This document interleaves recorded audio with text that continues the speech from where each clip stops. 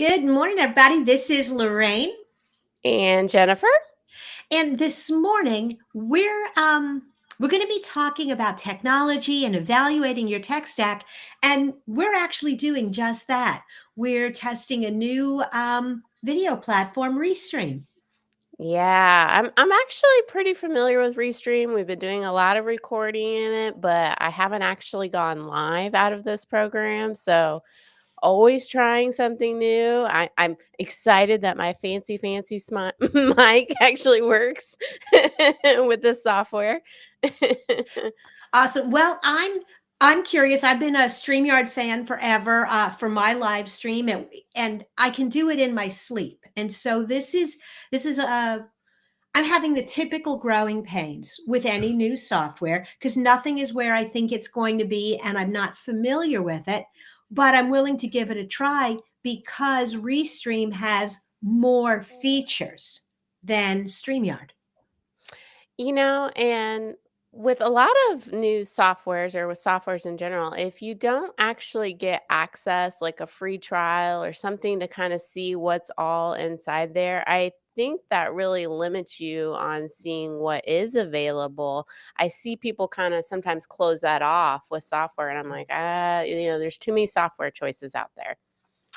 Absolutely. And so I think you have to have, whenever you're playing with new software, several criteria. And, the first is this replacing one program that I have? Is it replacing two programs that I have?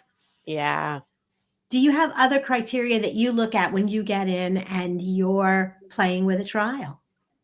Yeah, I mean, that right there. So, replacing multiple things, that's happening a lot. We're seeing softwares kind of combine together, and it's like, okay, I already have a software that does this, and now they do it together. So, you're seeing some of them update and buying others. Uh, is it going to solve a problem that I have that a software I have now is not allowing me to do? That's another one that I look at. I also look at, and like, so for example, with Restream, one of the things that it does is it will shoot the video in both wide and portrait format. Mhm, I mhm. spend a lot of time in Adobe Rush editing my videos, and I probably will still do that. But one of the pain points is getting that video reconfigured for this perspective. And that is something that I can do with Restream, which makes it appealing because it gives me functionality that saves me time. Well, that's an example of software that is upgrading and keeping up with the times. Mhm. Not too long ago, we were trying to make these vertical videos and we were trying to do it all on our phone. And it's like they upgraded pretty quickly, and Mhm. then you didn't see other softwares update as quickly. So I think that's definitely one in there. And if you're already paying for it, it's like, "Okay, great. They're keeping up with the times." Like, they're updating quickly. Absolutely. So it's January, and it is time to really evaluate all your software. And so the first thing I would do is make a list, and you should keep this running all year, Oh, of yeah. all of your software, what you're paying monthly, and when your renewal date is, if it's an annual. Yes. Yes. I definitely keep that list running. You're bringing up another point, a couple things. I don't buy software annual anymore. I used to. Wow. I used to think in terms of annual that, well, I'm gonna commit to this, I'm gonna see, and now I've bought some softwares in the last year and come to find out I had other softwares that upgraded that added that service too. Well, I paid annual for the first one and now I'm stuck with it. Mhm. If I would have gone, I know there's a discount, I get it, but things are changing so quickly with software. I feel like I don't want to purchase the entire year. I want to wait it out and see. And I think I look at it, and I have kind of a price point break, but I look at it particularly with software that I've had used for years and that is well entrenched in my systems, like my project management software. And I Yeah. know that the pain of changing is so high. I do buy that annually because even if I found something tomorrow that I really loved, it would take me several months to get everything switched over. Right. So that one is one I still for me, that's a software and the way that I use it makes sense to still keep it in, Well, annual yeah, it thing. makes me think of another one. I mean, I know it's the digital toolbox, but when you can buy that one and then you're gonna get upgrades regardless, and you've already bought in, so you're Mhm. like kind of getting in on the ground floor. When you can get those newer softwares, I mean, I know it's not a software, it's a training program, but you're gonna have all those upgrades for the rest of the Mhm. time. Absolutely. Or, the other one is I use AppSumo a lot. And I think it's a really great way if you don't have software yet to Yeah, explore different software. And if you're not familiar with that, for people that are not familiar with AppSumo, you can buy the beta version of a software and you pay a fee one time. And it's usually either you're locked into that price forever or it's a one time purchase. And the software companies do this because they need to have a certain number of sales to take to investors and say, see, we've got 500 paid users. They don't have to say we have 500 paid users at this ridiculous discount.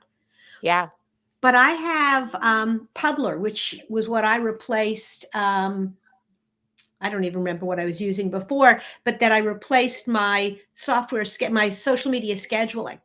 Well, yeah. I bought it on beta. I paid a one-time fee. I don't pay a monthly fee. It's $30 a month now, I think, or $20 a I know, month so you now. got in early. Yeah. And and now when I go back to AppSumo, I see all these other products. I don't need them, but if somebody is starting their business, that is Yeah, a great way to get in and try things really inexpensively. I think of this Chat GPT where they made it completely free, and then Mhm. how many softwares are gonna be built off the top of that, and they will probably be paid and maybe Chat GPT, but people wouldn't even have thought about that all this automation was available had they not got it out there and got in front of people's hands. And they have linked their brand name with that technology. So again, as you're looking at your tech stack, you need to have your protected list. You need to have the wish list of things I think that you want to try. Yeah. And then you have to take a good hard look every time new software comes along going, is this easier? Is it better? Does it have more features? But Don't you get got sold by the salesperson either. Mm-mm. No, no, This no. can solve all your problems. Well, let me play around with it. Let me get in Mhm. there. Let me see. Like I've seen some of that too. Or they bite on more than they can chew. They have this big giant software that does a ton and it's really expensive. And maybe they should have just went in with something smaller just to kind of get their team used to, okay, we're gonna use a CRM. Absolutely. And that's I I had a really nice proposal writing software and they kept adding features and the price kept going up and up and up. But all I needed was this. And they're like, "Yeah, but the software does all this." But I don't need it. I don't Yeah, need and that. it does this. And I'm like, and eventually I ended up switching away from a software that I really liked because it just got so ridiculously expensive for what I needed. And Yeah. you got to be watching and you got to be watching your total software budget and really looking at, do I really need all of this? Am I using this? Why Yeah. am I paying this? Yep, yep. I think we'll see a little shakeup there. I mean, people Mhm. are looking to save money, and there's probably some reoccurring things that you signed up for, and your team's not using it. Why aren't they using it? Mhm. Okay, they are just having trouble with it. Maybe they need some training, but there's probably some wasted money there for sure. Abs Absolutely, and I think, particularly agencies fall into this trap because you end up signing up for a software because you have one client that you're gonna use it for, and what they're paying you more than pays for it, but then you end up with 2 or 3 different software products that do essentially the same thing, Yeah. and again, you gotta just manage that list down. I think I'm the master of free software. I have lists and lists and lists of free software that is out there. I'm trying to get in on the ground and I'm not buying things once they get really popular. Nope. So there's your tip, folks. If you're looking for advice on software, reach out to Jen at elevatedmarketing.solutions. And if you need a good software, digitaltoolbox.club is not really software, but it's a training program and something you should be looking at anyways. All right. Awesome. Well, Take guys, care. we'll see you next week.